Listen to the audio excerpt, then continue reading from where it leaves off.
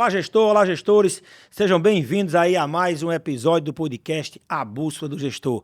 Este projeto tem o propósito de compartilhar conhecimento para que você possa ser cada dia mais eficiente e mais eficaz na sua gestão, no seu dia a dia. Por aqui já passaram várias pessoas que compartilharam o que fazem e o que fizeram. E tenho certeza que isso ajudou e ajuda a muitas pessoas. Vai lá, dá uma olhadinha nos episódios anteriores, comenta, compartilha, para que a gente possa melhorar a cada dia. Sempre que passa por aqui essas pessoas, trazem um pouco da sua experiência. E isso tem ajudado muita gente.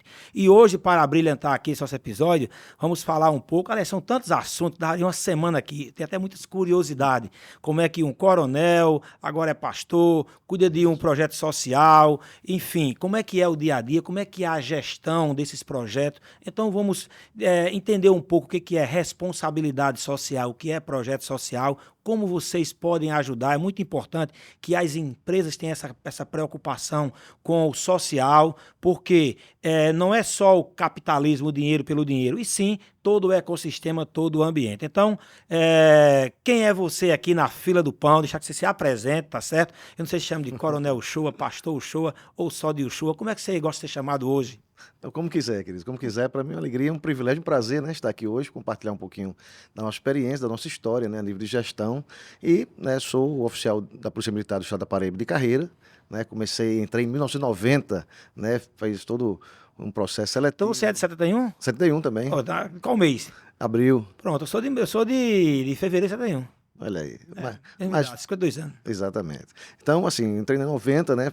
E me especializei, fiz curso de operações especiais, né? Quem sabe, que ajuda o filme Tropa de Elite, sou caveira, né? Fiz aquele curso, né? Também de segurança de autoridades, também na área de inteligência. Então, essa foi minha carreira na vida militar e também com o chamado pastoral, e a qual desde 2009, 2010 já exercia esse chamado, sendo ordenado apenas somente em 2016. Eu faço parte da Igreja Evangélica Batista de Intermares, sou vice-presidente lá, e também temos a Missão Resgate, né, e o Ministério Resgate lá no Conde. Temos o projeto onde atendemos mulheres vítimas das drogas, nós estamos lá há 13 anos, cuidando delas, e mais recentemente, de 3 anos para cá, estamos com o Espaço do Pequeno Autista, né? Eu e minha esposa, onde fazemos atendimento a crianças com espectro do autismo. 118 crianças especificamente. Como é que se deu vou chamar essa transição, tá? Vou chamar assim. Sim. Quem vê um militar de carreira, seja da operações especiais, Isso. tem aquela visão daquela pessoa que está ali para combater as drogas. E hoje você vai cuidar de quem está drogado. Tá certo? Mais ou menos assim. Sim, Assim, sim. tentar trazer, ressocializar. Como é que é essa vivência e como isso se deu? É bem interessante. Foi pro outro lado para ver como é que é, né? Exato. Eu acredito o seguinte, primeira coisa, antes de tudo é Deus, né? É Deus que muda o coração da gente na nossa perspectiva de visão. Por quê? Porque antes eu combatia um crime, né? Combatia a prática delituosa. Né? Mas desde a época que era tenente já, que fazia apreensão de jovens, por exemplo, com drogas, por exemplo, eu fazia algo peculiar. Né?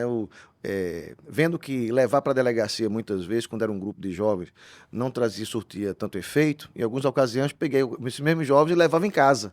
E levava para os pais. E surtia muito mais efeito. Porque o pai não tinha conhecimento. Quando chegava na delegacia, o garoto ia dizer, não, pai, eu fui preso porque eu estava com fulano. Né? E não assumia a responsabilidade. Mas quando chegava diante do pai, olha, quem aprendeu fui eu. E ele estava, de fato, consumindo. Então, ele ia formando o senhor para o senhor não ter essa dúvida acerca disso. Então, ele tornou-se um efeito. Tem algum caso assim emblemático que você lembra assim? Porque é uma mudança Não. bem...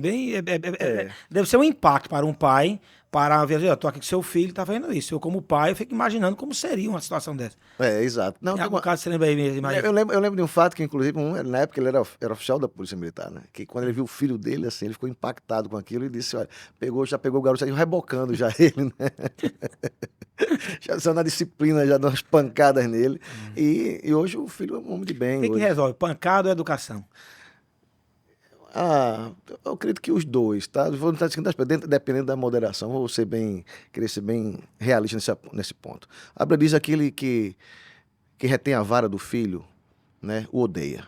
Isso é, um pai que não disciplina, ele odeia seu filho. Vivemos uma geração de muito relativismo. Não faça isso, toque no bichinho, tal. Não. Se você ama seu filho, discipline. Disciplinar não é espancar, disciplinar é corrigir quando é necessário. Para ele que amanhã seja um homem de bem nessa sociedade. Então, isso é uma questão... eu fui criado na minha geração, lá no interior, geralmente, não meu pai não foi de bater. 9 irmãos, eu sou o único que apanhei, tá? Vocês só uma vez, mas apanhei. Ele dizia, não vá pro rio tomar banho que a água tá quente. Ele me disse assim, vá. Você foi meio teimoso. Quando foi um dia, eu tava me esperando com as cordas já e me deu com as cordas de sisal.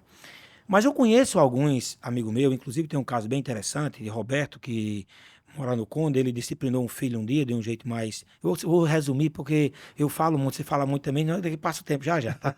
Ele disciplinou de um jeito que eu repreendi eles. Cara, precisava disso tudo. Aí ele, como meu amigo, disse, é como se estivesse me metendo na educação dele, né? Ele disse, Josué, eu apanhava de cipó de goiabeira. E nem por isso eu odeio a minha mãe.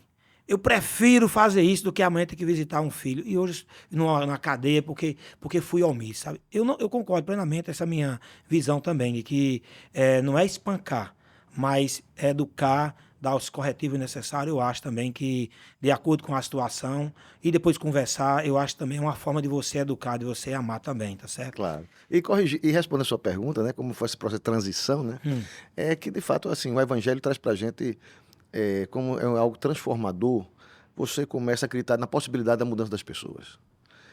Você ter o coração voltado para o outro, saber que ele é capaz de ser transformado, é capaz de mudar, capaz de mudar de atitude, capaz de mudar de vida. Né, eu lembro da Escritura, tem uma parte que eu acho muito interessante, a parte de quando Jesus ele está sendo levado, né, com outros 2 condenados à crucificação, e ele sai da Fortaleza Antônia e vai pelas ruas de Jerusalém até o outro lado dos muros onde vai ser crucificado. E lá vinha subindo, né, porque era uma época festiva, a festa da Páscoa, havia uma convocação nacional, e um homem de Cirene, que é do norte da África, conhecido como Simão Cirineu, ele estava subindo pelo caminho e lá, quando ele viu a multidão descendo, ele teve que parar naquela esquina. E parado naquela esquina, ele ia para o templo para uma solenidade, havia lá o sacrifício do cordeiro. Mas ele para naquela esquina e vê aquela tropa, né, romana trazendo aqueles 3 condenados à morte, à crucificação, e ele para ali. E de repente, um soldado romano, diz as escrituras, que obriga ele a ajudar Jesus a carregar a cruz até o Gólgota. E o que é que isso fala para o meu coração e fala para mim como exemplo de vida? Que às vezes Deus usa pessoas que vai nos obrigar a tomar decisões que vão mudar a nossa trajetória de vida, né? Aquele homem, ele iria a intenção dele era ir para um lugar, mas ele foi obrigado a ir para outro lugar onde sua vida foi mudada, transformada. Ele tem uma experiência com Cristo e os filhos dele são mencionados no Evangelho como que foram mudados, mudou a sua realidade por causa de um encontro. E assim, mas aconteceu assim um momento, você teve um momento com Deus, você teve alguma, assim, ó, a partir de agora eu vou seguir esse caminho, eu vou me converter. Como é que foi esse? Aconteceu ou foi naturalmente, foi acontecendo? Não. Um dia, uma hora, você tem esse momento? Sim, claro. Não, eu, na verdade, me converti adolescente, aos 16 anos de idade, né, que eu conheci o Evangelho. De fato, foi uma transformação muito grande no meu coração.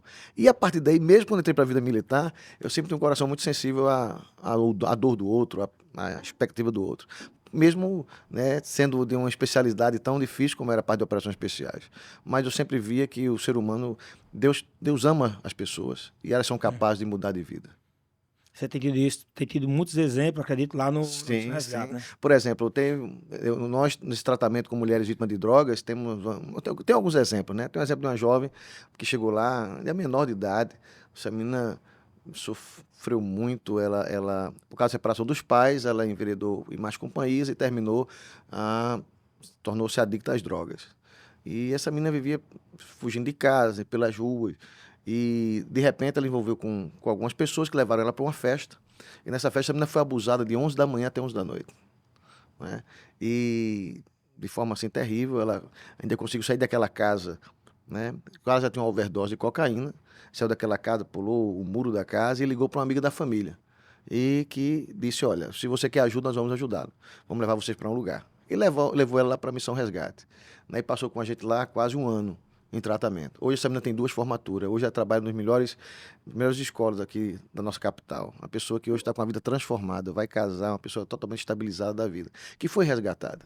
Estava com a vida destruída e hoje, né, foi restaurada. Tem vários exemplos, né?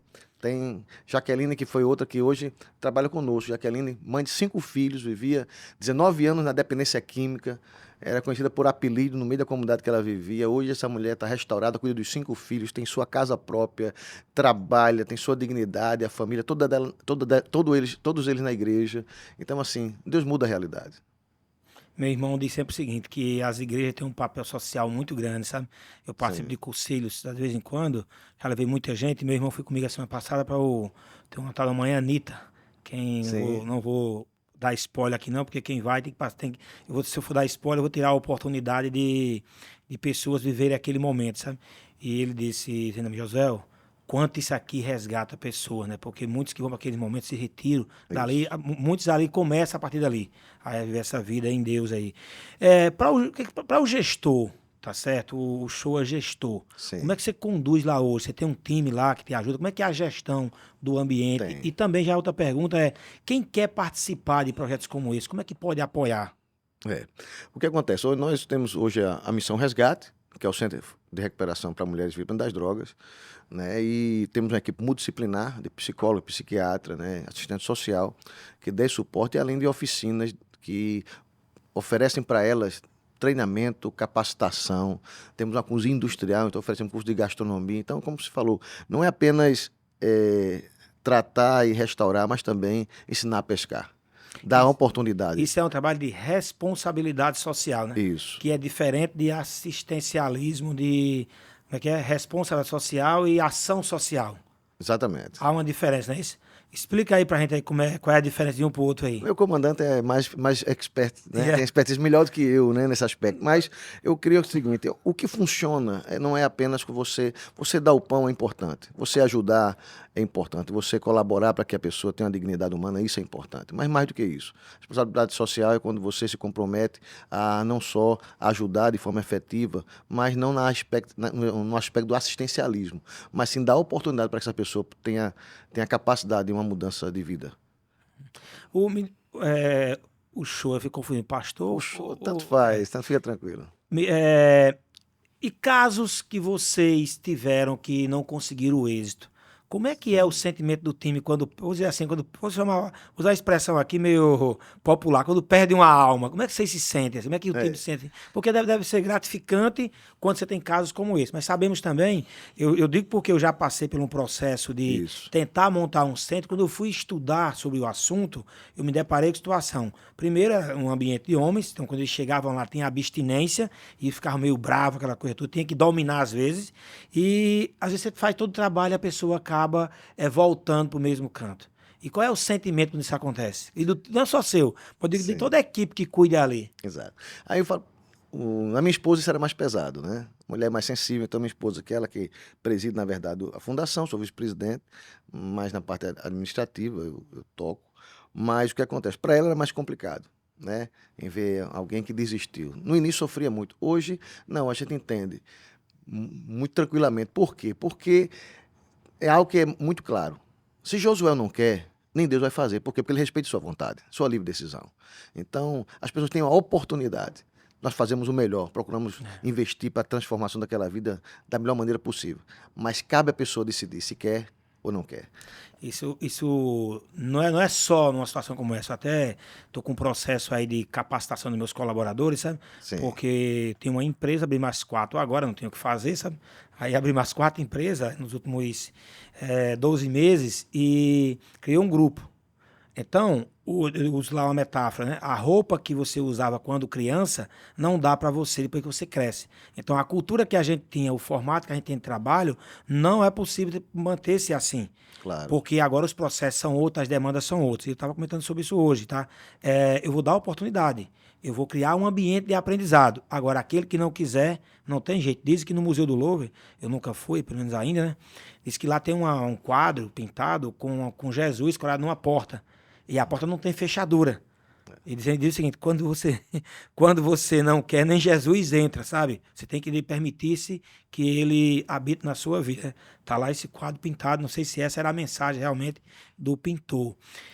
O Shoa, me fala uma coisa. As igrejas hoje de João Pessoa existem várias denominações, não é isso? Sim, sim. Você tem Batista, aqui você participa, a sua igreja lá é Batista, é isso? Exato. Batista e esse é a do Bessa.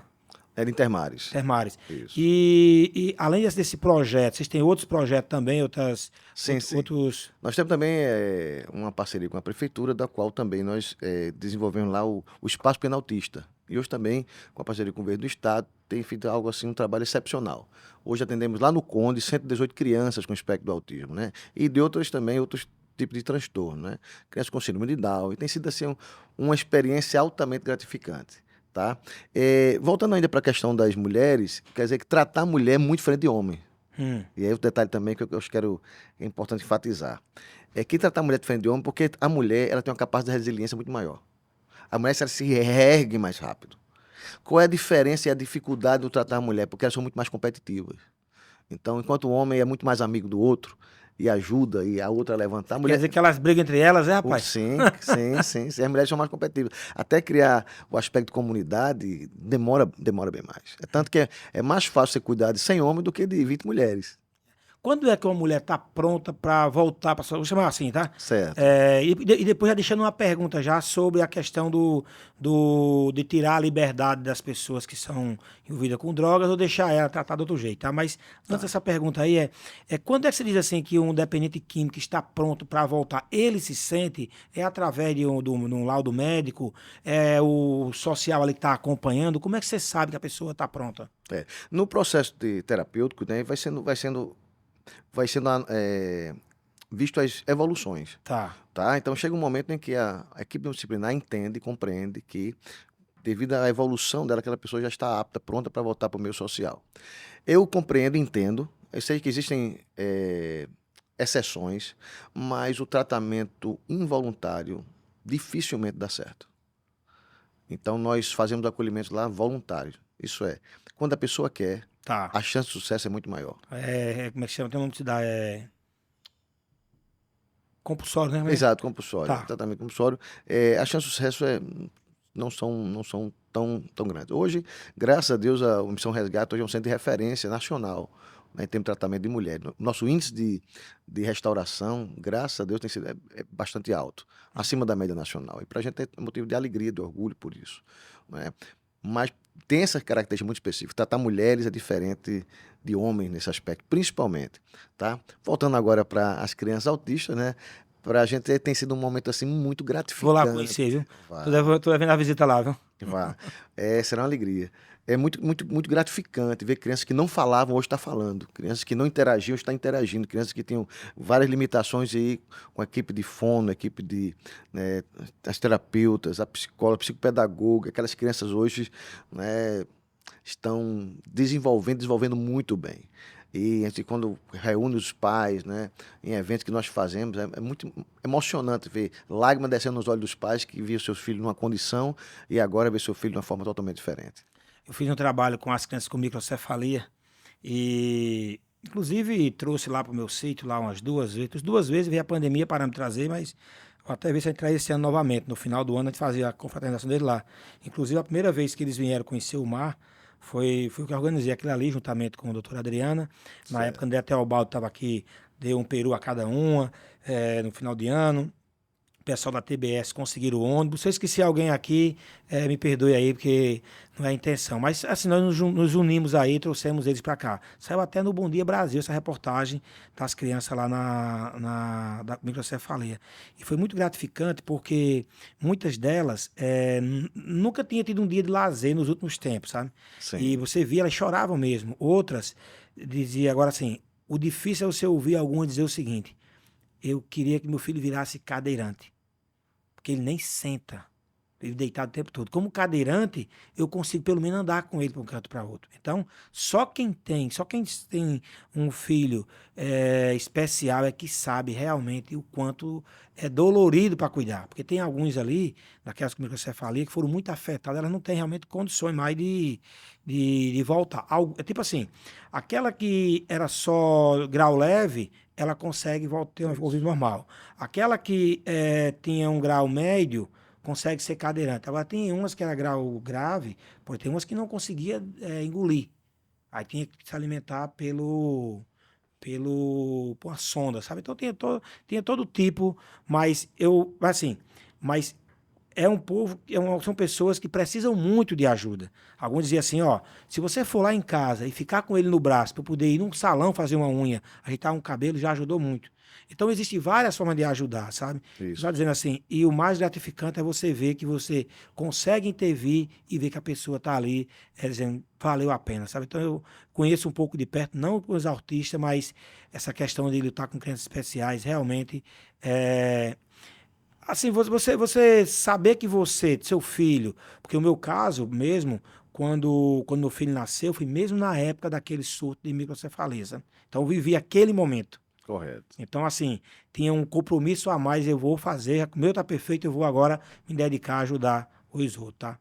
As crianças que passam, e as famílias que têm crianças com espectro do autismo, eu chamo, é o desafio de amor, Chama-se espectro do autismo. espectro do autismo. Eu chamo é um desafio de amor, sabe? É você amar e as mães, em especial, né, elas amam muito. Porque torna-se uma dedicação quase que exclusiva do seu dia É, cuidar dessas crianças. um amigo meu, né, que tinha tem um filho autista, não autista, aliás, desculpa, especial, ele já tinha feito já quase 15 cirurgias, e ele disse uma coisa que eu nunca vou esquecer, sabe? Ele disse, cara, como deve ser difícil, né, rapaz, sua vida. Ele disse, Joséu, Deus dá a você o filho que você tem condição de criar, tá? E se ele me deu, porque ele sabe que eu tenho condição. É, Para mim, aquilo foi muito impactante, sabe? Porque eu acho que... E olha o que aconteceu agora, sabe? Eu até vou publicar isso depois para mostrar. Eu gosto muito de cachorro, sabe? Eu sempre gostei de cachorro, mas o meu cachorro do meu pai foi para a cidade, nunca tinha ido lá, andava em cima do caminhão, e lá ele começou a ficar nervoso, começou a espumar, e a polícia teve que sacrificar porque achava que estava com aquela doença raiva, né? E passei um tempão sem criar cachorro. Hoje eu tenho lá no sítio vários cachorros e trouxe uma para cruzar aqui na clínica. Ela cruzou e agora nasceu 6 cachorrinhos. Tá? 6 cachorrinhos. Tem até um que parece contigo, rapaz, sabe? Olha tu vendo, rapaz. É tua cara, vamos contar ele, sabe? Eu faço que meus amigos ficam danados comigo, sabe? Mas assim, ela pegava um, passou pela grade e tô fora. Aí eu botei pra dentro. Eu não sei como ela conseguiu passar pela grade do canil. No dia que cheguei lá, botou o cachorro fora de novo. Aí eu levei para outro lugar maior, tá certo? E fiz um cercado de tijolo que ela consegue pular para amamentar, mas eles não conseguem sair. Ela tira ele e bota lá de fora, sempre o mesmo. Aí eu fui olhar. Quando eu fui olhar o que era, a cabecinha dele não tem o casco completo, só a metade do casco aqui é molinho. sim. Como é que ela sabe que aquele tá doentinho? É incrível um negócio desse, sabe? É o instinto materno mesmo. Eu tenho um amigo Isso. meu que ele diz, Josuel, me explica como é. Se você não acredita em Deus, me explica como é que o João de Barro faz uma casa tão perfeita, sem ter feito aula de engenharia, e ainda consegue saber qual é o lado que esse chover mais, e o filho aprende a mesma técnica. Então, como é que pode isso? Não é Deus, não é a natureza que... Então, assim, e essas mães, como eu estava falando aqui, elas desenvolvem esse... Eu acho que é um amor maior do que o amor normal, porque, como você falou aí, né? Elas ficam vivas exclusivamente, tá certo? E você não vê, a não ser um caso ou outro, tá? Mas elas reclamando daquela situação. Exato. Elas abraçam aquilo ali como se, ó, isso aqui é minha missão, isso aqui é meu propósito, tá certo? Isso aqui é meu propósito. Então, parabéns aí pelo projeto, eu vou lá conhecer. Quem quiser participar, quiser ajudar, contribuir, como é que faz? Como é que visita para conhecer? Ah, sim, claro, né? Quem quiser contribuir, inclusive quero deixar aberto o convite, né? Quem quiser conhecer a Missão Resgate lá no Conde, né? No loteamento Jardim Nossa Senhora das Neves, as portas estão abertas para receber. Né? Temos a visita de alguns empresários, de alguns agentes do governo que vai lá e ficam impactados com o projeto. Né? E lá estão de portas abertas. Quem quiser ajudar, eu primeiro gosto que as pessoas convidar as pessoas para irem lá e ver, sabe? Para verem com seus próprios olhos, porque que muda a opinião. Quando a gente falava da Missão Resgate, muitas pessoas diziam assim, a Missão Resgate é um projeto e achava que era uma casinha, que era algo assim. Quando chega lá que vê a estrutura, fica impactado, diz assim, rapaz, eu não imaginava que vocês trabalhavam com esse nível de excelência, com esse nível de cuidado, com esse nível de determinação. Porque eu entendo uma coisa, Josué, é que se eu faço algo e é para Deus, eu tenho que fazer o melhor. Eu não posso fazer de qualquer forma. Então, minha vida, eu sempre conduzi dessa forma. E a Missão Resgate não é de forma diferente. Né? Fazer a coisa da melhor maneira possível para que a gente possa não só restaurar aquelas mulheres, hoje restaurar as crianças que têm essa dificuldade. Eu fiz essa pergunta aqui nos bastidores, eu vou repetir aqui porque eu achei muito interessante a sua resposta, tá? Sim. Eu estava comentando com ele aqui antes de começar sobre 2 episódios que aconteceram essa semana. A minha filha, ela tem uma capacidade de pegar as passagens bíblicas e colocar metáfora e falar com uma clareza muito grande, principalmente para jovens, sabe? Eu acho fantástico isso aí. E até criei para ela um nome para o projeto e criei até o Instagram, criei o Instagram, que você não está funcionando, criei o domínio, registrei o domínio, está registrado lá, www.caminhos da vitória, só que não está aí no ar. Caminhos da vitória, porque eu acho que a vitória passa por você ter fé, por você ter um conhecimento que tem um Criador, tá certo? Tem um Deus. E também Vitória, que é o nome dela. Era Caminhos da Vitória, tá certo? Um bem sugestivo. E ela me falou assim, papai, eu não vou fazer não, porque eu não me sinto digna de fazer isso aí. Porque eu posso estar um momento falando de algo que eu não estou vivenciando aquilo ali. Então eu prefiro não fazer. E essa semana também rolou aí nas redes sociais um vídeo de Cortella dizendo que quando era frei, deixou a igreja porque ele falava pro pessoal, senta, o pessoal sentava, deita, o pessoal deitava, ora, o pessoal orava, e ele estava fazendo aquilo mais pelo um comando que ele estava fazendo, vou dizer, mais técnico, tá certo, do que realmente acreditando naquilo tudo. Como é um pastor, tá certo? Como é que é o dia a dia? Como é que... Porque é um ser humano também, tá Sim, certo? claro. Acima de tudo é um ser humano. Como é que chegar na frente de uma multidão e falar tudo aquilo que você fala, principalmente muito bem, e não é o que está na sua frente, mas tanto gosto muito do pastor Rafael, tá certo? Gosto também do seu trabalho, gosto do pastor Sérgio também, até convidei ele a vir aqui também, sabe? Correto. Que é os que eu frequento mais, tá certo? E apesar de ser pouco, tá até... Rafael brinca muito comigo, diz que eu sou um pouco desgarrado, mas eu digo a ele que no meu modelo de mundo, tá certo? Para você acreditar em Deus, estar com Deus, não precisa você estar todo dia na igreja. Isso é o meu jeito de falar. Eu sei que dizem também que se a brasa se afastar, ela esfria, né? Eu até, antes de passar para você a resposta, né? Que aí Cortella fala que se afasta aí. Eu até também comentei com você no intervalo, nas bastidores aqui, além do camarim, tem até camarim agora, né? É isso aqui?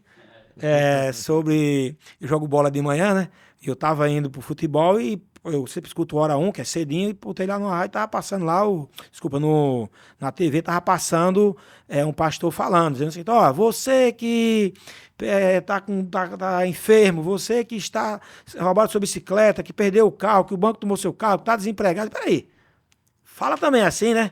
Você que tá indo jogar bola, você que tá com saúde, tá cheio de energia, agradeça a Deus também, né? Então, assim, e aí já trago para uma outra situação, vocês são muitas perguntas numa só, tá? Que geralmente o ser humano só procura Deus quando tá precisando, porque diz que a caixa preta de avião, as últimas palavras ai, ai, ai, ai, ai, meu Deus, sabe? Então, diz, se você não acredita em Deus, um jeito fácil de converter, bota no avião, desliga o motor, que o cara se converte na hora, tá certo? Então, assim, como é que é, Uchoa, esse dia a dia, tá certo? Como é que funciona? Como é que é o coração de um pastor? Mas o coração do pastor, ele não, é um chamado para servir. Eu não vejo de outra forma. Né? É um chamado de Deus para poder servir, para poder abençoar a pessoa e levar as pessoas a cumprir um chamado daquilo que ele foi chamado para fazer. Né? Eu acho extraordinário, e o maior exemplo disso é o próprio Jesus, que diz o texto lá no Evangelho de João, que quando ele estava, né, na última ceia que preparou, e a introdução do capítulo 3 diz assim, e que o Senhor ele sabia que ele vinha do Pai e voltaria para o Pai, e que todas as coisas foi colocado debaixo do seu poder. Olha só que introdução, olha que todas as coisas foi colocado debaixo da sua autoridade, debaixo do seu poder, que ele sabia que vinha do Pai e voltaria para o Pai. Isso com a introdução dessa, é para fazer você imaginar um maior discurso apoteótico, né, que pudesse ser feito, a maior expressão de glória. Mas sabe o que Jesus faz após uma introdução dessa? Ele pega uma toalha, uma bacia e uma jarra d'água e vai levar aos pés dos discípulos. Então, isso é o maior exemplo. Né? Qual é o coração do pastor? O coração do pastor é servir, é amar. Amar porque a gente foi amado por Ele, porque Ele nos ama. E a crer que... Porque esse evangelho é o poder de Deus para a salvação de todo aquele que crê. A palavra salvação não é só que fala de uma questão espiritual, de uma restauração, de uma comunhão com Deus, isso é o mais importante, mas vai além disso. É uma mudança de vida, uma mudança de mentalidade, uma mudança de história. Cuidar de vidas, abençoar vidas, tratar delas, fazer o que Jesus fez. Ser pastor é cuidar da ovelha. Na cultura judaica, um pastor era alguém tão simples, era alguém tão, assim, tão desprestigiado socialmente, que não tem direito nem a voz nem a voto. Mas uma coisa interessante no pastor, no cuidado da ovelha, né? Na cultura judaica, se uma ovelha estava querendo se desgarrar, querendo e sempre se colocava em perigo, se colocava sob ameaça de animais, sempre se colocava em situações difíceis. O que é que o pastor fazia? Quando ele via que aquela ovelha ia se perder, ele ia lá e quebrava a pata da ovelha. E acontece que, ao quebrar a pata da ovelha, agora a ovelha ficava impossibilitada de caminhar. Então, toda vez que ele ia levar as ovelhas para o pasto, né, então aquela ovelha, exclusivamente, ele enfaixou a pata dela quebrada e ele conduzia ela nos ombros. E ao chegar lá, no local do pasto, colocava ela para se alimentar e mudava ela de posição, depois colocava ela no ribeiro d'água para beber água, isso fazendo na sequência de dias, enquanto sua pata era restaurada. Quando a sua pata é restaurada, o que é que ele faz? Agora ele tira a faixa, e o que é que acontece? Aquela ovelha, devido à proximidade dele, se acostumou com a voz dele, se acostumou com o cheiro dele. Era a única ovelha que, durante todos os dias de sua vida, ela não saía do lado dele. Então, ser pastor é isso. Às vezes é necessário quebrar a pata da ovelha para que ela não se perca. Mas é amar como Jesus amou. Diz, né, que viver o cristianismo, viver como Cristo viveu, né? Como é que Cristo vivia, com essa simplicidade toda, né? A igreja é um ambiente onde, como eu falei, né? Muitos procuram, mas muitos procuram mais pela dor. É a impressão que eu tenho, tá? Posso estar errado, tá certo? É. Principalmente hoje em dia, você vê assim, alguém que está passando por uma dificuldade muito grande, pai, procure Deus, procure uma igreja, algo assim para conversar. Então, vocês devem receber muita gente lá que vem, digamos assim, cheio de problemas sociais que hoje em dia nós estamos aí com uma depressão generalizada no mundo, né? Como é que essas pessoas que hoje têm problemas de depressão, ter mais fé ajuda a sair? Ou se for patológico, como é que eu chamo patológico? É se for doença mesmo, tá? Ou se for psicossocial, ou seja, problemas acumulados, tal. Quando elas aceitam um Deus, tal, ajuda melhor, para você sair mais leve. Sim, é claro. Até a ciência hoje, né? A ramo da ciência que comprova que a pessoa que anda em fé, ela alcança a cura mais rápido, se desenvolve mais rápido, vence os problemas mais rápido, sai da depressão muito mais rápido. Então a fé é algo primordial e fundamental para o ser humano. Todo ser humano, Josué, ele busca algo muito simples, a felicidade. Todas as pessoas querem ser felizes. Né? Então, e por causa disso, o ser humano ele vai querer buscar a felicidade em muitas coisas e vai querer tapar esse buraco, esse vazio do seu coração. Há um local onde só Deus vai preencher. Então vai procurar em coisas, vai procurar em situações, em relacionamentos, muitas vezes, na própria busca pelo dinheiro. O seu Deus se torna o trabalho. Mas no caminhar da jornada vai ver que nada disso traz verdadeira, uma real felicidade. Porque é a coisa que só Deus pode dar pra gente. E a busca de todo ser humano é pelo seu Criador. No íntimo, ele não sabe onde vai, não sabe em que buscar, ele vai pular de um lado para outro, mas sempre vai buscar uma realização. Por quê?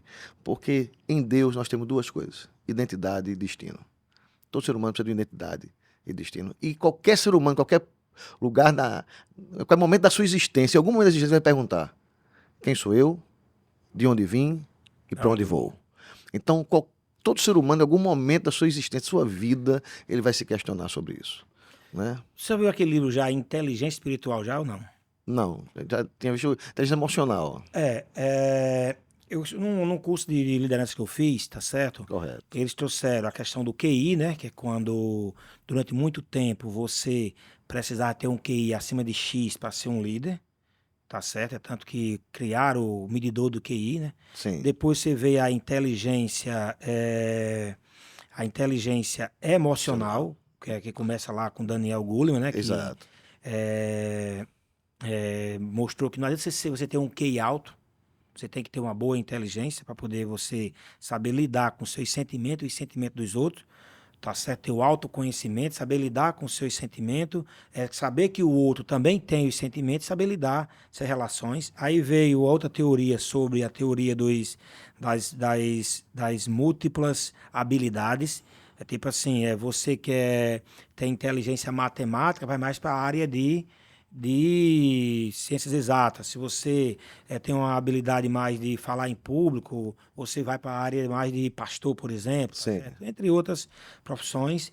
E depois tem uma outra inteligência que é espiritual, tá certo? Ou seja, o QI diz que você é inteligente, não adianta você ser só inteligente se você, tá certo, não é inteligente emocionalmente, tá certo? E se você é inteligente emocionalmente, vai fazer o que com isso? Você deve escolher o que você vai fazer. E a espiritual é você entender que ele chamou que é o dedo de Deus, né? E é bem interessante esse livro. Faz um certo tempo que eu li esse livro. E, inclusive, ela fala muito, é de Dona Zoala, um nomezinho assim. Ela é filósofa e engenheira, parece que é isso, uma alemã. Se eu errar, digo depois aí, tá? Eu vou ver se eu tenho esse livro para te emprestar ele. É um dos livros mais impactantes que eu já li. Ele fala exatamente isso, que você precisa ter fé como líder, porque se você não é uma pessoa que tem essas quatro inteligências, e principalmente hoje em dia, passa por a questão do propósito, né? Ou Correto. seja, por que você tem. Qual é o seu propósito de vida, né? Para onde é que eu vou? Se você não sabe, se você não tem um propósito, vai viver uma vida como? Entendeu? Então tá bem alinhado o que você falou aí. Vou te prestar esse livro depois, se eu encontrar ele, senão eu vou pedir ele, vou te dar de presente para você ler e depois a gente debater um pouco sobre ele.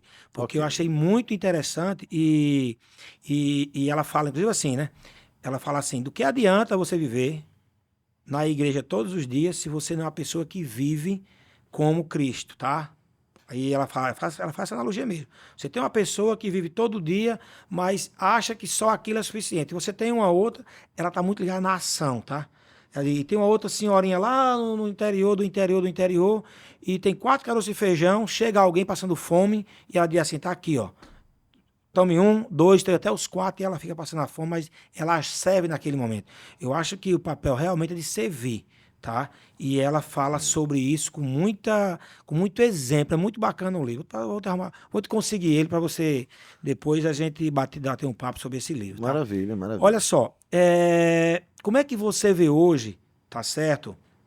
essa, esse momento da sociedade, se você é de 90, 71, já são 50 anos, passamos aí pela essa mudança do offline para o online, na Sim. forma que você tinha de educar os filhos, na forma que você tinha de estudar, de trabalhar. Então, qual é a tua visão de mundo hoje daqui para frente, Uchoa? O que vem aí? Como lidar com essas situações que a gente está vivendo hoje com esses jovens? É, vou dizer uma coisa, né? O problema do ser humano, desde sempre, é o mesmo.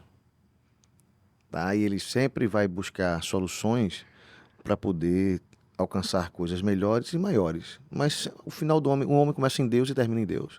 Mas vindo agora para a questão de uma era pós-moderna, vemos uma era pós-moderna, onde se há uma relativização de várias coisas, das questões morais, das questões, né, pessoais, sociais, relacionais. Então, vivendo numa geração difícil. Eu vi uma frase que diz assim que homens fortes produzem uma geração forte, né? E geração forte produz homens fracos, né? E homens fracos vai produzir uma geração fraca. Então, o que acontece? Nós vivemos numa cultura de mudanças. E essas mudanças acontecem. E a tendência é algo inevitável. A questão dessa mudança de mundo hoje para a era da informática, para a transmissão online, para o conhecimento. O que acontece hoje é uma geração que conhece de tudo um pouco, mas sem profundidade nenhuma, em nada. É uma geração que conhece sobre muitas coisas e ao mesmo tempo não conhece nada, porque poucos são aqueles que se aprofundam no conhecimento. Hoje, crianças com problema de SPA, síndrome de pensamento acelerado, porque a gama de informação que recebe a de 5 anos é mais do que o imperador romano recebia naquela época.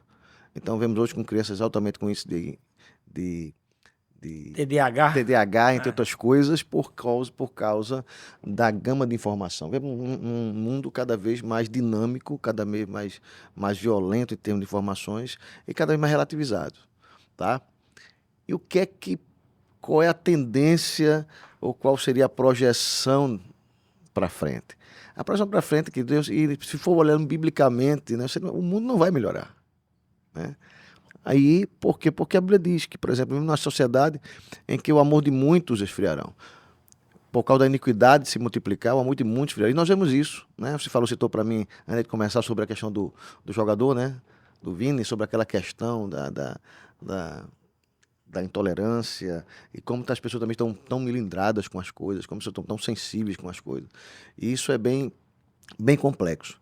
Eu sei que as coisas estão evoluindo, vão crescer cada vez mais e cada vez mais as pessoas vão ficando mais solitárias. Imagina só, eu até brincava antes, eu dizia assim, hoje não digo mais isso, mas eu costumava dizer, né? Que certo de uma forma bem exagerada, que redes sociais servem para duas coisas, né? Eu brincava assim, de forma bem fatalista, que serve para aproximar quem está longe e afastar quem está perto. Perdemos o fato Não, tá cheio, obrigado, querido. O fato da comunicação. Você chega no aeroporto, é impressionante. As pessoas não conversam mais. Então, famílias sentadas nas cadeiras, cada um com seu smartphone, batendo papo com alguém, ou vendo alguma foto, e não há mais diálogo. Então, ou se rever isso aí, ou se muitas famílias tenderão a serem maculadas, não vou chegar a dizer destruídas, mas passaram por muitas crises. Porque as pessoas perderam o contato, perderam o diálogo, perderam o olho. A igreja tem um fator preponderante que é a questão da comunhão, não é? É importante congregar, é importante olhar nos olhos, é importante abraçar, é importante demonstrar amor. Através de uma rede social, através de uma transmissão, você pode ver muitas coisas boas. É importante o conhecimento ser difundido. A tecnologia ela é excepcional, extraordinária, não sou contra ela, ao contrário. Eu acho maravilhosa, quando bem aplicada. Mas uma coisa não pode substituir a outra.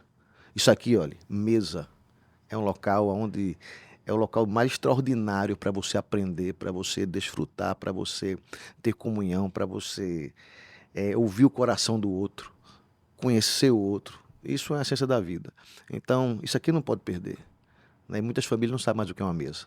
Não sabe o que é sentar para dialogar, não sabe o que é sentar para ouvir o outro. Vivemos num tempo de intolerância muito grande, e cada um, né, igual o slogan da Coca-Cola, cada um na sua. Mas o projeto de Deus para a vida da família é que tem que ter olho no olho, tem que ter o abraço, tem que ter o carinho, tem que ter o amor, tem que ter o respeito.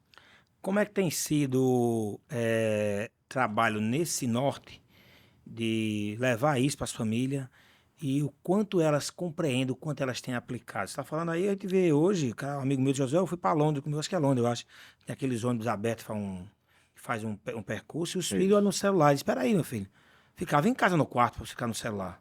Então, chega nesse nível. Você está num lugar que você nunca foi, pegando em vez de ver o que tem à sua volta, e está ali no celular, tá? Então, isso acontece todo canto. Eu me incluo nisso aí, tá? Ia pro restaurante, pequeno, toma o celular para você deixar a gente almoçar. Agora, A nova babá. a gente quer tirar, não pode tirar, não quer, tá difícil tirar agora. Então, como é que eu chamo essa luta entre o bem e o mal, sabe? Porque se você me referindo que usar demais a tecnologia, tá? Então, como é que você tem conseguido convencer as pessoas a mostrar essa importância ou tem perdido mais? Tipo assim, essa curva tem aumentado mais a utilização ou tem diminuído no dia a dia? O que você percebe? Mas é isso, porque a igreja tem esse papel, né? De fazer as pessoas amarem uns aos outros e caminhar juntos, sabe? Não, para não perder esse vínculo, tá? Olha, só tem duas coisas que imortalizam o homem. Primeiro são suas obras. Leonardo da Vinci, Michelangelo, foi imortalizado pelas suas obras. E a segunda coisa que imortaliza o homem são seus discípulos. E é uma ordem de Jesus, ir por todo mundo, fazer discípulo de todas as nações. Então, fazer discípulo, você vai ser mestre para alguém, você vai ensinar alguém, você vai instruir alguém, né? E um discípulo vai aprender de alguém sobre aquela influência agora, ter um norte para a sua vida. Então, a igreja tem esse papel preponderante. E o que não pode perder é isso, é comunhão. É estar junto, é olhar nos olhos, é incentivar o outro, é ajudar o outro. Igreja é a obra mais extraordinária que Deus criou. Que no ambiente de crise, de caos, tem pessoas que se reúnem em comunidade para adorar a Deus e ajudar um ao outro. Assim, o papel da igreja, né? Eu acho que eu tive a oportunidade de levar muita gente a ver cursilho, né? Pego pessoas Sim, sim. que nunca tiveram muito contato e leva e coloca lá. E muitos deles realmente deram continuidade a partir daquele momento. Você pode ir lá de Jaguaribe. tanto homens como mulheres. E o mais interessante é que muitos deles continuam levando gente até hoje. Inclusive, até brinco de que é um bom treinamento de liderança, porque ele passa a vivenciar aquilo ali. Isso. E eu sempre levei meus gerentes para participarem. E é interessante quando você vê que a partir dali, tá certo? Para minha filha mesmo, que hoje ela é evangélica, tá certo? Eu levei ela para participar de um ECRI e nunca mais ela saiu. Então, eu acho que os pais têm Responsabilidade. essa responsabilidade, tá certo? De mostrar para o filho esses caminhos, sabe? Eu acho que esse discurso, ele precisa ouvir e chegar em casa e praticar, Sim. para que isso possa realmente ficar, tá certo? Criar na criança, mostrar, ó, vamos sentar aqui, é hora de comer, é hora de ligar o celular. Hora para cada coisa, sabe? Exatamente. Olha só, a questão cultural nossa, tá? Deus levanta uma nação, que é a nação de Israel, e lá estabelece alguns princípios, onde estabelece uma lei. E dentro dessa lei ele vai dizer alguns requisitos, dentre eles, ensina teu filho o caminho que ele deve andar. Ensina ele a acordar, a caminhar com ele, a estar junto dele. Então, o esforço de você levantar e cuidar do seu filho, de sua filha, direcionar ele para a vida. Tá? Os pais são responsáveis a transmitir uma mensagem para a próxima geração. Quando se falha essa mensagem, a próxima geração é um desastre. Então você vai ver isso na história, não só bíblica, mas na história como um todo você vai ver isso. Quando se falha na passagem dessa mensagem, dos seus valores, daquilo que você crê, de como você acredita, do que Deus tem para fazer, dos valores de um ser humano para viver uma vida decente, digna. Esses valores, quando são passados à sociedade, a próxima geração ela é uma geração abençoada. Mas quando não, ela é deficitária. Agora vamos lá para a questão cultural, tá? Israel, Deus levanta aquele povo hebreu, faz uma promessa através de Abraão, que vai abençoar aquela terra, vai abençoar aquela nação, vai fazer próspera e tudo. E essa mensagem foi passada de forma oral, antes da escrita, de geração a geração. O que é que acontece? Vamos lá. A criação de um garoto judeu. Você tem seu filho, ele cria.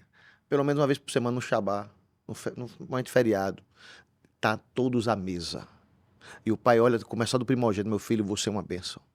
Meu filho, não há limite para você. Meu filho, você vai chegar, você tem a bênção de Abraão sobre a sua vida. O que você colocar nas mãos para fazer vai ser próspero, vai acontecer. Meu filho, você é um abençoado. Meu filho, você é a alegria do meu coração. Meu filho, não há nada que seja impossível para você. A sua vida, meu filho, Deus fez. Há uma promessa dele para ser relevante para o mundo.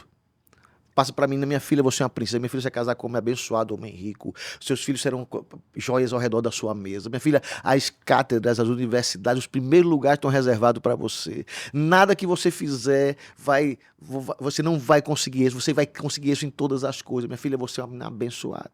Então imagina só um filho que toda semana recebe uma mensagem como essa. Meu filho, você pode, você consegue. Você está... O que é que acontece? Quando chegar com 18 anos, que está bombando, meu irmão. Coração. Para romper para a vida, para ser uma geração que vai alcançar muitas coisas. Mas vamos lá para o Brasil, tá? Geração, nossa latino-americano, né? Essa geração tupiniquim. Qual foi a educação que nós recebemos? Porque nós não tivemos essa mensagem, nossos pais não receberam essa mensagem. E por não receber essa mensagem, qual é a mensagem que nós escutamos, né? E de uma geração inteira escuta. Devido à nossa autoestima baixa, no Brasil diz assim, menino, você não pode. Menino, deixa de ser burro. Menino, você não consegue. Então, a mensagem que é passada dos pais para os filhos é trazendo uma gama de limitações. Algumas pessoas, diferencialmente, eu louvo a Deus pela sua vida, meu irmão, viu? Que sobre a bênção que foi daqueles que não te ajudaram, né, para a sua vida. Mas nem todo mundo reaciona assim. Muitas pessoas acreditam nessa mentira, dizer assim, e não consegue se reerguer. Acredita que não são, que não conseguem, que não vão e que não acontece. Então, a mensagem que é transmitida dos pais para os filhos são altamente relevantes para criar uma geração forte e para poder viver uma vida abençoada. Eu contei aquele episódio, né, que quando eu era adolescente, eu fui para casa de meu pai, né, para casa do meu tio, e chegando tarde em casa, ele foi reclamar ao meu pai para que me dar uns conselhos, porque eu estava chegando tarde. Meu pai disse que eu ia parar porque eu dormia para poder estudar, né. Meu pai disse, meu filho, pare de estudar, que filho de pobre nasceu para estudar. E ali me motivou a estudar cada vez mais. Mas tem um detalhe que eu não te contei, tá? Sim. É que essa foi a única vez que ele falou algo assim. Correto. A minha criação na sua essência, Sim. minha mãe, ela Impulsionadora. sempre foi pra cima, tá? Ó, Isso. entre ela dizia assim, Deus não vem na sua casa de paletó e gravata, Deus vem na sua casa de respeito, como mendigo, Deus respeite pai e mãe, respeite, se você tem que me respeitar, Exato. porque você pode acabar a barra bater no chão, se não me respeitar, eu meto lá porrada, tá certo? É assim. Então, entre outras coisas, todo dia mandava a gente fazer a nossa reza ali no credo dela ali. Hoje ela é evangélica, ela era católica, mas assim, sempre com muita fé. Então, eu tive só esse episódio aí, mas na sua grande maioria foi realmente de motivação. Eu falar de motivação, Que coisa boa. me conte um pouquinho aí como é que foi que você criou o seu filho, então, que você estava me falando aí, você é pai, mas não é pai biológico, é isso? Isso. Ele já sabe, já pode contar aqui, né? Já, claro, Então, claro. Então, como é que foi que você criou, como é que você recebeu ele e como é que você educou ele para que as crenças dele não fossem a Certo. crença sei lá. E aí, depois eu quero falar um pouco da história do Vini Júnior aqui, vou até. Certo. Mas conta primeiro aí, vai lá. Claro, não. Samuel é um presente de Deus na minha vida, né? Chegou pra mim. Valquíria tem uma endometriose, nós temos uma filha já, sou avô já. Já, Né? Já. Cara de menino, rapaz, você não Já. E acontece que. Mas Valquíria, por causa da endometriose, ficou né, sem poder gerar filho, mas ela tinha um desejo muito grande de me dar um filho, né? E um homem. E também era sonho no meu coração. Mas aí tentamos 4 vezes bebê de proveito, não conseguimos. E aprove a Deus, certo dia 6 de novembro de 2007, estava em casa, nessa época era seminarista, fazia um trabalho da faculdade de teologia, e meu telefone toca. E quando abro o portão, né, e ninguém responde, tudo escuro. E quando chego lá, aí tem uma caixinha de papelão no meio da entrada da minha garagem, com aquele barulhinho, ué, quando eu pego assim, né? Aí sai aquela caixinha, quando levanta, aquela assim, mãozinha. Não, rapaz, assim, ué, da viatura. Brother, Isso aí, né? aí sai aquela mãozinha assim, mais de um pano, em cima do pano azul. E quando eu tiro, eu vejo o cordão umbilical no meio do peito dele, né? Eu digo, meu Deus do céu. Então, naquela hora eu me tornei pai, novamente. Naquela hora foi uma emoção muito grande. Eu olhei para um lado, para outro, não vi ninguém na rua. Digo, Deus, que história é essa? Liguei para minha mulher, a mulher foi bater lá correndo, eu estava vindo do trabalho. Minha sogra chegou, né? E foi aquela festa toda, que, meu Deus, o que é isso? E a gente ficou meio em estado de choque. E eu criei meu filho assim, né? E Valquíria tinha muito receio, dizia assim, meu amor, tem coragem de contar a história dele? Eu não tenho, não. Eu digo, acho que quem conta tá aqui, né? Ele estava no meu quarto, colocava rede, colocava ele cabeça no meu peito, né? E dizia, meu filho, papai vai contar uma historinha pro meu filho. E ele ficava olhando para mim com os olhos. Meu filho, papai e mamãe queria muito ter um menininho, desejava muito ter um filhão. E aí o que acontece? Um dia pai e mamãe oraram a Deus e Deus ouviu a oração. E enviou um anjo e trouxe meu filhinho numa caixinha, entregou para papai. E aí ele ficava sorrindo, olhando para mim, os olhos brilhando, né? E quando eu contava novamente outro dia, eu disse, não é, meu filho, você lembra? Papai orou e mamãe orou e pediu um filhão e Deus mandou meu filhinho. E mandou em quem, papai? E ele dizia assim, numa caixinha, papai, numa caixinha. Exatamente, meu filho. Veio de onde? Até que ele cresceu com isso, então com a autoestima lá em cima, sabe? Ele é altamente realizado, sabe? Seguro de si, é um líder nato ele. E ele chega lá, eu acho que traz no colégio, né? Ele anda, é a galera que anda atrás dele, né? Então, ele é muito realizado. Certa vez ele é adolescente, estava na casa do meu cunhado, e meu cunhado fez um churrasco lá e tem algumas famílias lá presentes, e tem uma garotinha do tamanho dele, estavam tomando banho de piscina, e eu acredito que a menina olhou para ele, olhou para mim, olhou para a mãe, né? Viu a diferença, né? Que ele é um negão, e aí olhou para ele assim e disse, eu nasci da barriga da minha mãe. Ele disse, grande coisa, eu vim do céu. Então, assim, autoestima no tampo, né? Então, assim, essa mensagem gerada no coração dele fez isso. Outra coisa interessante sobre a mensagem que você passa para os filhos, causa repercussão na vida dele, causa. Eu lembro como ele tinha 3 para 4 anos de idade. E eu morava em Água Fria e cheguei em casa e eu fui comprar um garrafão de água mineral. Lá em casa, acho que viu de água mineral. Fui comprar 2 garrafões, comprei. E quando eu parei o carro na garagem, que eu tirei o primeiro garrafão e coloquei no chão, o primeiro garrafão, quando eu me virei para pegar o segundo garrafão, eu escutei aquela vozinha dizendo assim, papai, eu te ajudo. E aí quando eu viro um garrafão, né, cheio de água, quando eu olho pro chão, tava Samuel, 3 para 4 anos, agarrado com o garrafão, suspendeu o garrafão e começou a dar uns passinhos assim com um garrafão cheio de 20 litros de água. Eu digo, meu Deus do céu, eu digo, pronto, é a unção de Sansão, né? Meu Deus, eu soltei o meu garrafão e saí correndo e disse, meu filho, pode deixar, papai pega. E quando e digo, vai brincar, saiu correndo, brincando, eu coloquei o garrafão no chão novamente, eu fiquei assim impactado com aquela cena, porque como é que um menino de 3 para 4 anos de idade pega um garrafão de 20 litros cheio, levanta e sai andando com ele, eu disse, meu Deus, o que é isso? E claramente veio no meu coração, e uma voz falou dentro de mim, eu sei que foi Deus, e disse, sabe por que ele falou isso, fez isso? Porque você nunca disse para ele, você não pode. Ele crê, por isso ele faz.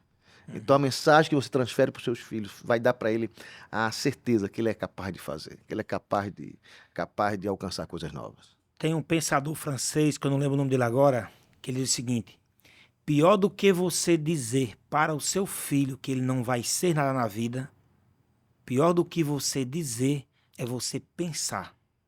Isso. Porque quando você pensa e passa a agir dizendo que ele não vai ser e acaba transmitindo um ambiente que ele não pode. Então, assim, tem uma história, diz que, não sei se é verdade, que Einstein babava, né?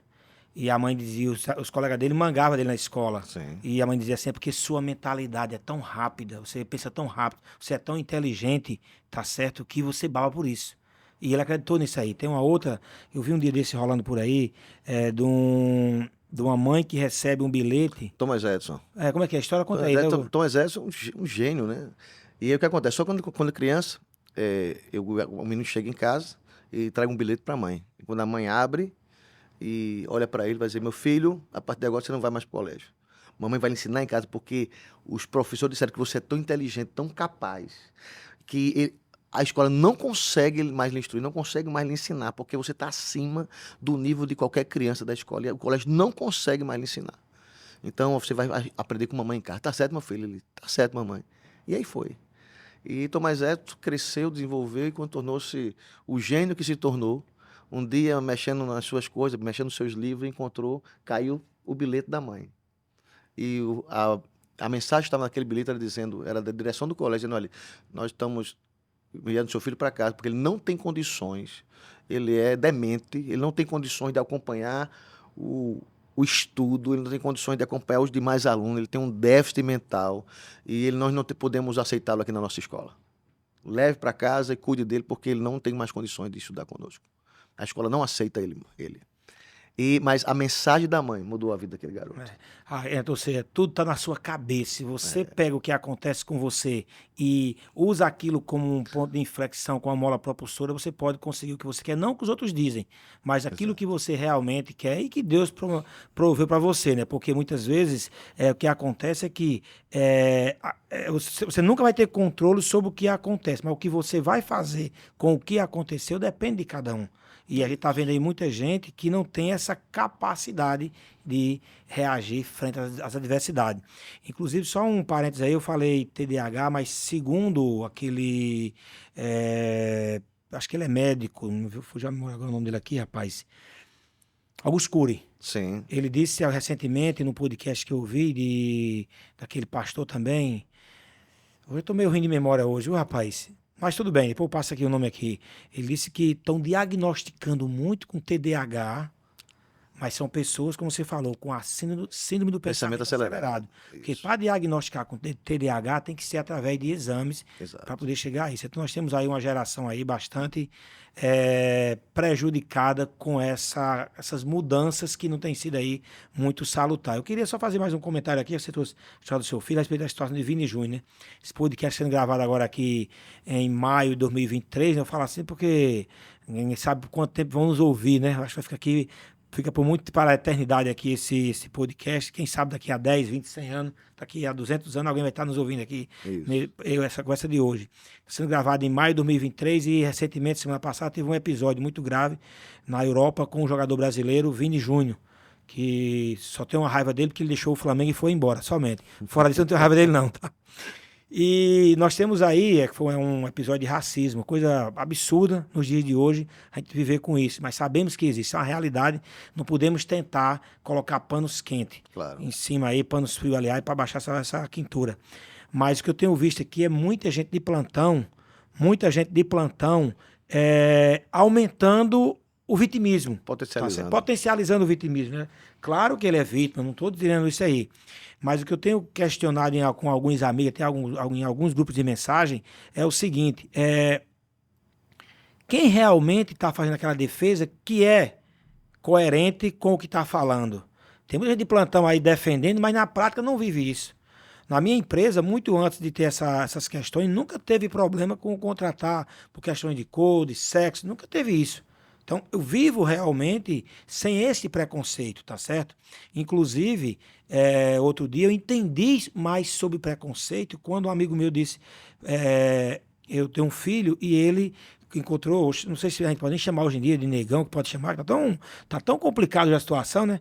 E eu disse que um rapaz que trabalha comigo, bem moreno, meu filho ficou olhando pra ele assim meio assustado. E ele falou assim, eu disse, cara, eu não sei por que isso, porque ele não é. Inclusive, até a nossa secretária é negra. Está vendo aí? Só você falar assim é um preconceito. O que você falou, é. Então, eu acho que ele está muito estruturado na sociedade, o preconceito. Agora, o que eu faria, sabe? Para mim, o maior exemplo contra o preconceito que foi Daniel Alves. Que ele foi bater um escanteio, jogar na banana, ele comeu a banana e bateu o escanteio e foi embora. Tá certo? Não faz, assim, eu acho que quem sofre tem que combater, tem que denunciar, sim. Mas quanto mais você agir com naturalidade, mais você vai deixar que o outro é quem é o imbecil, sabe? Porque se eu fosse o Vini, eu, Josué, sabe? Pra não ser porque eu sou meio casca grossa, passei por tudo na vida, sabe? Que eu falei, sabe o quê? Eu ia comemorar os meus gols, o cabo é craque mesmo, imitando o macaco e mandando um recado pra ele. Besta é vocês aí, sabe? Mas cada um tem uma forma de agir, eu também respeito também, acho que tem que ser combatido e com punições severas mesmo, porque é um absurdo você estar julgando as pessoas pela cor que ela tem, sabe? Claro, claro. O show, papo bom, passa rápido, sabe? Eu tenho ainda aqui umas 500 para perguntar ainda, para conversar. Vai ficar para outra oportunidade. Estamos caminhando para o final desse episódio. Foi muito bom conversar contigo. Muito bom ouvir um pouco mais aí sobre essa questão da fé. Falar em fé, quem conduziu o povo até a terra prometida? Quem conduziu foi quem? Quem conduziu foi Moisés, mas quem entrou na terra prometida foi Josué. Josué, rapaz. Foi Josué. Josué foi quem entrou, não é isso? Exato. Inclusive, eu gosto muito do Josué, acho que é Josué 1:9, né? Que diz assim, seja forte e corajoso, não é isso? Um outro, ser forte e corajoso. Não te mandei eu, esforço e tem bom ânimo. Isso. E o Senhor teu Deus estará contigo pronto quer que andares. Inclusive, eu vi outro dia um estudo sobre a Terra Prometida, diz que o Gestão começou a ler, né? Porque Moisés mandou um grupo, não é isso? Sim. Lá para estudar, e quando eles voltam, falta... Primeiro serviço de inteligência do mundo está nas escrituras lá, os espias que Moisés envia para espionar a terra. Isso, e quando volta, né, faz um relatório, não é isso? Isso. Então, relatório é de Deus, viu, gente? Quando ele pediu um relatório, não amaldiçoou não, que é de Deus. Aí começa lá o relatório, faz um relatório como é que é a terra, não é isso? Que é uma terra que tem abundância, e diz que talvez Golias veio de lá, né? Que só tinha os gigantes lá, é isso mesmo? Vai ver as dificuldades e as potencialidades, né? Foi, vai estar uma análise de inteligência foi feito ali, né? Conhecer a terra, as edificações, ele ordena, olha, vamos lá, veja se a terra é boa, né? Então você vê a questão da toda a possibilidade de produtividade que a terra tem. Vocês vejam as edificações, se as cidades são fortificadas ou não, vejam o nível de segurança que há. Né? Então, foi feita uma análise completa sobre o povo, né? Se o povo é numeroso ou é menos pessoas nas cidades. Então, fazer uma análise geral, desde os recursos humanos, o potencial armamentístico, tudo aquilo que envolvia para poder ter uma estratégia para como entrar. Então pronto, então relatório, viu, gente? É de Deus. E pode, quando pedir o relatório, você agradece a Deus toda vez, né? Uma mensagem final aí para quem nos acompanhou até aqui, que nos deu esse privilégio, que está lavando prato, está na academia, está caminhando. Tenho recebido muitos feedbacks. Rapaz, eu estava caminhando agora, Santo Podcast. Eu encontrei o cara caminhando na praia. Eu estava te ouvindo agora ali, viu, rapaz? E que mensagem deixa aí para esse momento que a gente vive, pastor? Eu quero dizer que todas as coisas cooperam para o bem daqueles que amam a Deus. Eu lembro que um texto que eu falo e gosto muito, e naquele dia você estava presente, falei sobre José. O que me chama a atenção na história daquele garoto é porque aquele garoto é um garoto que vivia numa vida tribal, mas ele tinha sonhos. Eu quero dizer para você, meu irmão, que quer chegar alto na sua vida, a primeira coisa, sonhe. Você só chega na altura do seu sonho. Quem não sonha não dá passos, quem não sonha não acredita, quem não sonha não se move. E José, que ele não tinha sonhos. Ele via o sol, a estrela, a lua, o sol e as estrelas se prostrando diante dele. E os irmãos ficavam indignados com aquilo, né? Achavam que era metido. Né? que ele era audacioso demais. Aí ele sonha os feixes de trigo se prostrando diante do feixe dele. E o pai dizia, que história é essa? Que história é essa? Mas alguém que sonhava alto. Mas, de repente, aquele garoto ele é odiado pelos irmãos, né? E numa cidade onde ele vai buscar os irmãos que estavam pastoreando um local que o pai disse que tinha proibido. Mas José vai até lá, como ele era o X9, era o entregão dos irmãos, a turma pega ele, joga num poço e depois decide se mata, se não mata, não. Aí termina vendendo ele como escravo para o Egito. No Egito ele é comprado por um homem chamado Potifar, que era um oficial do faraó, e naquele lugar, naquela casa, ele começa a fazer o curso, faz o curso de administração. Ali ele começa faz o bacharelado dele da administração, torna-se um administrador. E Potifar é um cara rico, então ele começa a administrar na abundância, né? Então, entenda para você que está nos ouvindo hoje, nos assistindo, saiba que existem oportunidades que Deus nos dá, e na nossa vida nós passamos por fases. Existe a fase do crescimento, do desenvolvimento como pessoa, do seu casamento, sua formatura, né, seu emprego, seu trabalho, seu crescimento profissional. Então existem fases que as coisas acontecem na vida. E José, naquela casa de Potifar, o cara tornou-se o mordomo, isso é, o administrador, o gestor daquela casa. E foi muito bem sucedido. E quando as coisas estavam boas ali, o que acontece? Aquela mulher daquele homem dá em cima dele, ele foge, e aí é levantada uma acusação, e ele agora vai para a prisão. E na prisão, eu costumo dizer que ele vai fazer ali o mestrado e o doutorado em administração, porque aqui ele aprendeu a administrar na abundância, e na prisão vai administrar na escassez. E depois de tudo isso, né, quando morre, preso, o copeiro e o padeiro de Faraó, enquanto está na prisão, e lá eles têm sonho. E agora ele interpreta sonho. E agora ele vai dizer que o copeiro vai voltar e que o padeiro vai morrer. E assim sucede. E o copeiro, quando está lá, depois de um ano, o faraó tem um sonho, fica perturbado, e aí o copeiro se lembra, olha, há um hebreu no meio de nós, está preso lá, e que ele revela sonhos. E faraó manda buscar aquele garoto, porque o faraó está perturbado com o sonho que ele teve. E quando José chega lá, ele não só vai trazer a revelação do sonho de faraó, mas também vai trazer a gestão de dizer como ele administra na abundância, que ele aprendeu na casa de Potifar, como ele vai administrar na escassez, que ele aprendeu no presídio. Então, significa que todas as coisas que ele passou serviu como base para ele ter o conhecimento necessário para tornar o grande administrador que ele tornou-se. Faraó vai dizer, que outro homem eu vou colocar para administrar tudo isso, que não seja você?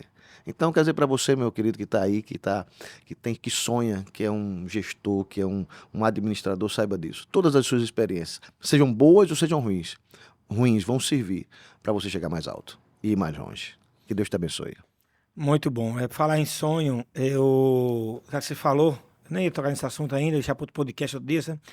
Mas eu tenho 3 sítios lá no Conde e cedi agora uma parte aí, 2.500 metros, já mandei marcar lá, viu? Obrigado. Para fazer lá, para dar continuidade em outra comunidade esse projeto que você falou até agora, tá certo? E vão ampliar, uma filial, na verdade, né? Isso. Que vai ser desenvolvido lá. E eu, sinceramente, eu sonho vendo aquela comunidade de frente tendo um ambiente para que eles possam não só ir fazer suas orações, mas também o desenvolver aquela região, inclusive com 2 campinhos de futebol. O sonho é um para a recreação e um para formar profissionais, tá certo? Então, assim, e vou, inclusive, começar a virar, abre aspas, pedinte, vou botar nos meus projetos aqui e pedir ajuda. Eu perguntei algumas vezes você aqui como é que faz para ajudar, mas em breve eu vou criar um jeito de você poder também contribuir com esse projeto. Eu acho que é muito importante a gente ajudar aqueles que querem, sabe? Eu sempre me pergunto, quantos Neymar, quantos Pelés, quantos Cristiano Ronaldo e outros Vini tem aí, sabe, gente? Precisando de uma oportunidade para deslanchar na vida. Falei de futebol, mas também advogados. Claro. Então, muitas pessoas que a gente pode intervir, como nós conversamos também no começo, né? Você estava dando um exemplo, que você tem ali a pobreza, aí nasce aquela menina engravida ainda adolescente, ela continua nas drogas, a mãe cria o filho vai para a boca de fumo, vai também para prostituição, enfim. E aquele ciclo vai se repetindo. Se você consegue intervir e quebrar aquele ciclo, quem sabe faça mais, crie mais cidadãos aí e crie mais gente que possa contribuir com mais ainda. Então, eu espero muito que esse projeto lá possa frutificar, tá? Se eu plantar uma semente, mas que possa realmente dar resultado. Esse é meu sonho hoje, Amém. ver aquilo ali frutificando. Amém. Obrigado aí por tudo, tá certo? Obrigado, Aí, foi um José, prazer viu? conversar contigo. Prazer foi Tá nosso, certo? querido. E fiquem todos aí com essas lições de gestão, essas lições de fé, de vida, de aprendizado, de obedecer a um chamado, de como você criar seus filhos. Acho que foram muitas coisas compartilhadas aqui que vale a pena você tocar adiante. Esse projeto aqui é parte do meu sonho, que é o quê? É dividir o conhecimento. Eu acho que, eu sempre acredito que, acredito não, isso é verdade, né? Conhecimento você divide e ele se multiplica. E você aprende muito. Aqui eu aprendi muito hoje e espero que você que nos ouviu aí também possa tirar aí alguns estalos, porque em Caiçara de Novim não é insight, lá é Caistalo mesmo. Tive um estalo aqui agora e eu tive uma ideia, tá? Ok. Abraço a todos aí, fiquem com Deus, tá?